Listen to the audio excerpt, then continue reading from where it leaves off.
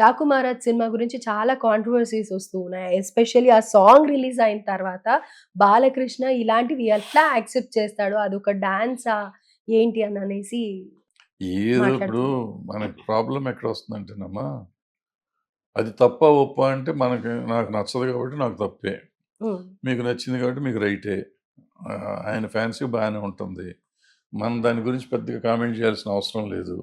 Censor వోళ్ళు చూసుకోవాలి. తప్పైతే సెన్సార్ వోళ్ళు కట్ చేసేయాలి సింపుల్. హ్మ్. హ్మ్. సెన్సార్ వదిలిపెట్టినాక దాని గురించి పెద్దగా మనం కామెంట్ చేయడానికి వల్గర్‌గా ఉందంటే వల్గర్‌గా ఉందని చెప్తా ఉంటాం. పోతే సినిమాకి ఎక్స్‌పెక్టేషన్ ఉంది. చూడాలి రేపు అది ఏమవుతుందో. సార్ అప్పుడు ఉండే దర్శక నిర్మాతలు తీసుకునే ఏవైతే కొన్ని జాగ్రత్తలు ఇప్పుడు సినిమాలలో కనిపియట్లేదు అని అంటూ ఉన్నారు. ఓవర్ ఎక్స్‌పోజింగ్ కానీ, ఓవర్ రొమాన్స్ కానీ, ఇప్పుడు మనం మాట్లాడుకున్న ఆ డాన్స్‌లో కూడా ఏదో చేయాలి అని అనుకోని ఏదో చేస్తున్నారు అనేది ఎక్కువగా ఉంది. అంటే రొమాన్స్ ఉంటే కానీ సినిమాలు పోవా? ఇలాంటి పిచ్చి పిచ్చి పనులు ఉంటే కానీ సినిమాలు పోవా? ఏంటి ఆ ఉద్దేశ్యం? అదేం మీరు లేదు. చూసిన ఇప్పుడు డిఫరెన్సెస్ అప్పట్లో ఏంటి? మీకు రామారావు గారు, వాణిశ్రీ గారు ఫస్ట్ సినిమా చేశారు. 'దత్' గారి సినిమా. దాంట్లో అప్పట్లో ఆ పాటలు అన్నీ కాంట్రోవర్సీ ఉండేది. దాంట్లోనే ఎక్కువుండేది.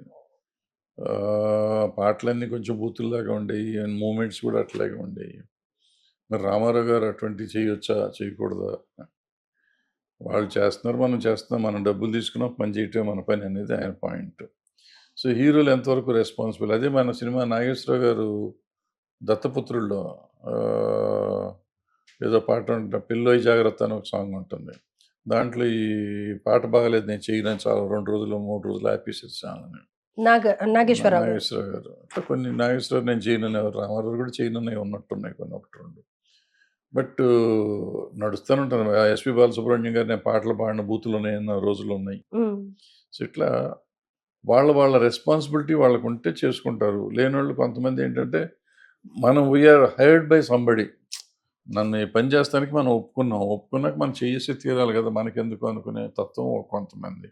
ఎవరు రైట్, ఎవరు రాంగ్ అనటానికి మనం ఎవరిని జెప్తాం. సో, బట్ ఏదైనా మనకి ఒక సో సోషల్ ఇదుంట రెస్పాన్సిబిలిటీ ఉంటుంది గాబట్టి, కొన్ని సమాజంలో చూడకూడని, వినకూడనియి ఉన్న పదాలు గాని, యాక్షన్ గాని, యాక్ట్ గాని ఉంటే అవాయిడ్ చేయటం మంచిది. అవాయిడ్ చేస్తే మంచిది ఎప్పుడైనా. అయితే ఇదే కొంచెం విషయంగా 'హైందవ శంకరాభరణంలో' అనంత్ శ్రీరామ్ ఏదైతే అలిగేషన్ ఏసాడో సినిమాల వల్ల ప్రభావం ఎక్కువ ఉండి, అందులో యూజ్ చేసే పదజాలం కానీ, హీరోయిన్‌లను చూయించడం కానీ, కర్ణుడిని హైప్ చేయడం గురించి కానీ మీరేమంటారు? ఈ కర్ణుడిని హైప్ చేయటం కర్ణుడు దాత కదా ఆయన. కర్ణుడు ఉట్టి ఆయన ఆస్తులే పంచల. ఆయన చెప్పినట్టు చెప్పిందైతే మరి కవచకుండలాలు ఎందుకు ఇచ్చాడు? కవచకుండలాలు సొంతమే కదా! హ్మ్. అది తీసిచ్చాడు కదా! మరి ఆయన దానవీర సూరకర్ణ కర్ణుడిని హీరోనే చేశారు అతను. మంచి చేశాడా, చెడు చేశాడా అనేది పక్కన పెడితే, అతన్ని మొదటి నుంచి మహాభారతంలో ఒక మంచి అద్భుతమైన క్యారెక్టర్ కింద చూపిచ్చారు. చూపిచ్చారు. అవును. సో, ఆ క్యారెక్టర్ కాదు అనటానికి ఆయనెవరు, మనమెవరం. అయితే హీరోయిన్స్ డ్రెస్సుల ఇప్పుడసలు గురించి ఫస్ట్ కూడా పాయింటు హిందుత్వం అంటే ఏంటో ముందు చెప్పాలి. ఇప్పుడు నేను హిందువునే, మీరు హిందువులే. అంటే ఏంటి మనం ఏమైనా తప్పులు చేస్తున్నామా? ఇప్పుడు హిందూ ఏం చేయాలి, ఏం చేయకూడదనేది ముందు అసలు బైఫర్కేట్ చేసి చెప్పమనండి. తర్వాత ఆలోచిద్దాం మనం ఏం చేయాలనేది. హ్మ్. మనకేదో మైక్ దొరికినప్పుడు మనకు హిందుత్వాన్ని గురించి మాట్లాడేసి, ఎప్పుడో చేసిన సినిమాలు తప్పని చెప్పి, అది సినిమాలో వచ్చే కథలు తప్పా, రైటా? మనం రాసే పాటలు రైటా, తప్పా? ఇయన్నీ ఎక్కడ చెప్తాం? అప్పుడు అన్నిటికి రెస్పాన్సిబిలిటీ తీసుకోవాలి అందరం. హ్మ్. హిందుత్వానికి ఒకదానికి ఎందుకు మానవత్వానికి తీసుకుందాం రెస్పాన్సిబిలిటీ. మానవత్వం తీసుకుంటే ఆటోమేటిక్‌గా హిందుత్వం కూడా ఉంటుందిగా. ఎగ్జాక్ట్. సో, అదేంటో తెలియాలి. కరెక్ట్‌గా ముందు మానవత్వాన్ని గురించి మాట్లాడదాం అందరం. మానవులుగా ఉందాం. మంచి మనిషిగా ఉందాం.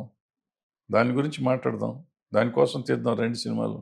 రైట్. ఇయన్నీ చెప్పరు కదా ఎవరు. Right sir. Thank you so much for your valuable time sir. నేను అడిగిన ప్రతి ప్రశ్నకి మీరు ఓపికగా నాకు సమాధానం అందించారు. Thank you so much sir.